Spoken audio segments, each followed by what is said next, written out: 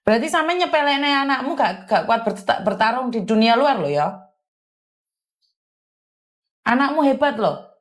Dia nggak minta bantuanmu untuk ke luar negeri loh.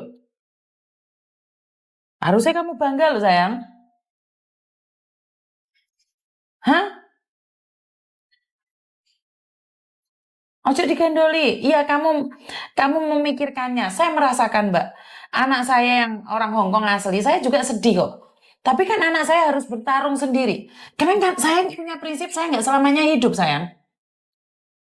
Kalau anak saya jaga nih kehidupannya pada saya, bagaimana kalau suatu saat saya meninggal dunia? Anak saya tidak mampu berdiri di luar sana. Benar nggak sih? Iya, Miss. Apakah kamu selamanya muda? Kan enggak juga. Ya enggak. Lah iya. Banggalah anakmu mau berjuang sendiri, sayang. Bener nggak? Ya. Sampai nunggu berapa ini, Miss, kira-kira. Ya nunggu hatimu sampai Bisa. legowo dong. Kalau kamu hari ini legowo, mungkin besok anakmu telepon. Kalau kamu 1 bulan, 2 bulan gak legowo, anakmu kira-kira telepon lah. Itu semua kan dari hatimu. Kamu hanya bisa mendoakan dia saat dia jauh. Berapa lama dia akan telepon itu tergantung dari hatimu. Yo, kecuali anaknya dianiaya, diplotot-plotot, kayak di Kamboja, di Myanmar gitu, kamu wajar khawatir. Di Hongkong tapi di Hongkong nggak akan diplototi, Mbak. Nggak akan disetrum. Paham? Dia sudah menikah? Belum, Miss. Umurnya 23, Miss. Wah. Baru tamat SMK. Ini arek hebat ini. 2 tahun yang lalu. Lah yo anake kerja malah ditangisi iki piye to babonane iki? Duh. Iki arek pinter iki umur 23 tahun berjuang. Arek jos iki. Tak goleki sampean anake sampean iki. Hah? Di Hongkong itu aman sayang, kecuali kamu ada di luar negeri, di Kamboja. Kui sampean patut takut. Karena kak saya bukan menakut-nakuti, kalau di Kamboja itu disetrum, gak guyonan. Kalau di Hongkong nggak ada. Iya. Paham? Kan Hongkong aman. Kondisi awak ini di bawah 40 kilo loh, Miss, 38 tahun. Oh, ini berarti ngenyak anakmu dhewe ra kuat loh. Terus banget. Rasa khawatir. Kalau ke Cina itu ilegal, siapa yang nanyain ke Cina itu? Singapura aku rek. Paham. Ke Singapura nggak ada yang ilegal, Miss. Gak ada ilegal. Nggak bisa lari juga.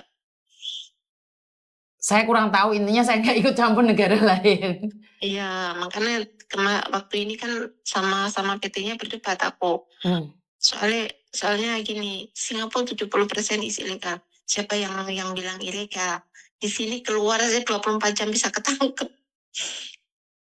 Iya, serasa debat karo orang PT. Sama ini ngapain tukaran be orang PT?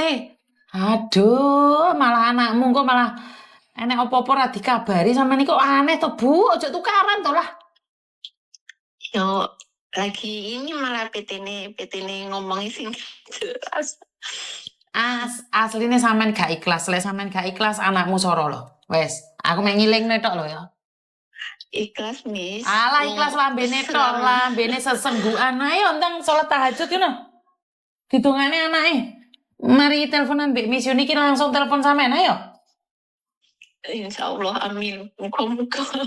Ayo aja ditangisi lo, arek berjuang lo. Ayo, anak lagi berjuang lo. Hah? Ayo. Iya. Oh, iki arek pinter iki, bangga saya ini. Nggak jaga nih kekayaan ibunya yang ada di luar negeri, ayo. Ayo toh, donga, wentang salat kan didongakne anake. Oh, bagus ini anak ini membanggakan loh. Dia belum menikah, dia lulus SMA, dia mau keluar negeri berjuang dari zero to be hero. Lah kok mbek babonane ditangisi, ya ora lucu sama niki. Hah? Ikhlas nggak ikhlas lah, Miss. Yo ben Tapi ra nyatanya ikhlas ya wong sampai anakmu dhewe kok. Sing soro ya ya anakmu. Ben wis tak elingne kon ikhlasne ra gelem ya wis terserah. ya ikhlas, Miss, wis berangkat ya, cuman iku lah yang muka-muka cepet ada kabar positif thinking-nya. Positive thinking kok ndrengenge. Yes, bantu doa wes. Iya, makasih banyak loh, Miss. Ya Maaf loh wes, I love you. mengganggu. Nggak apa-apa sayang, apa-apa. Waalaikumsalam. Wajar ya Mbak ya, kalau seorang ibu khawatir tentang anaknya itu saya merasa sangat wajar sekali ya. Eh, tapi apa yang bisa saya lakukan? Saya tidak bisa melakukan apapun selain memberikan bantuan doa pada anaknya ataupun pada orang tuanya. Tidak ada seorang perempuan pun yang ikhlas anak-anaknya sengsara. Nggak ada. Nggak ada seorang orang tua pun yang akan membiarkan anaknya menangis di rantau. Saya yakin tidak ada seorang ibu yang membiarkan anaknya terlunta-lunta di rantau. Bener nggak sih? Siapa yang seorang ibu di sini? Ikhlas atau tidak ikhlas membiarkan anak berjuang di negeri orang, itu sebuah pilihan. Jujur, saya tidak menginginkan anak saya sendirian di Hong Kong. Saya ingin bawa dia pulang ke Indonesia. Tapi anak saya tidak punya kelebihan di Indonesia. Dia punya kelebihan di Hong Kong. Karena itu saya mengizinkan dia bertarung dengan kehidupannya sendiri di luar negeri. Kadang saya sangat merasa sedih. Walaupun setiap hari saya bisa ngecek kamera, keadaan dia seperti apa dan bagaimana. Naluri seorang ibu, saat melihat anak saya makan sendiri di depan kamera, saat dia bangun sendiri, jalan dan bekerja, naluri seorang ibu nggak ikhlas, tetap tidak ikhlas. Rasa sakit itu ada. Tapi apa yang bisa saya lakukan? Mau tidak mau, suka tidak suka, anak saya harus berjuang sendiri. Benar nggak sih? Karena saya selalu mengingatkan pada Meme dan Koko bahwa papa mama itu ada saat ini. Tapi papa mama itu bisa pergi kapanpun. Dan kalian mau tidak mau, suka tidak suka, kalian akan hidup dengan cara kalian sendiri. Mama papa hanya menemanimu saat ini, tapi suatu saat jika salah satu di antara kami dipanggil duluan, kalian harus berjuang sendiri, harus hidup sendiri. Silahkan, kalian katakan apapun. Tidak ada seorang pun yang ikhlas. Anaknya kerja jauh, anaknya jauh di rantau. Saya menyadari itu. Saya sangat, kalau sudah ngomong kayak gini, saya sangat sedih sekali bagaimana hati ibu saya membiarkan kedua anaknya merantau. Saya dan adik saya yang paling kecil. Kami berdua merantau di beda negara. Pasti ibu saya sangat khawatir. Tapi di balik kekhawatirannya dia selalu berdoa. Hingga apa yang saya capai hari ini itu adalah berkat doa ibu saya. Jadi saya selalu bilang bahwa nggak ada seorang ibu yang rela, ikhlas, membiarkan anaknya tersakiti dimanapun berada. Nggak ada. Saya selalu mengatakan ini pada Meme. Mungkin kelihatannya ibu sangat kejam sekali. Tapi percayalah, nggak ada ibu yang akan memakan anaknya sendiri. Kecuali ibunya sudah ada putus otaknya satu. Jadi buat kalian yang punya anak-anak di luar sana, yang sedang merantau, belum ada kabar. Saya merasakan kesedihan itu.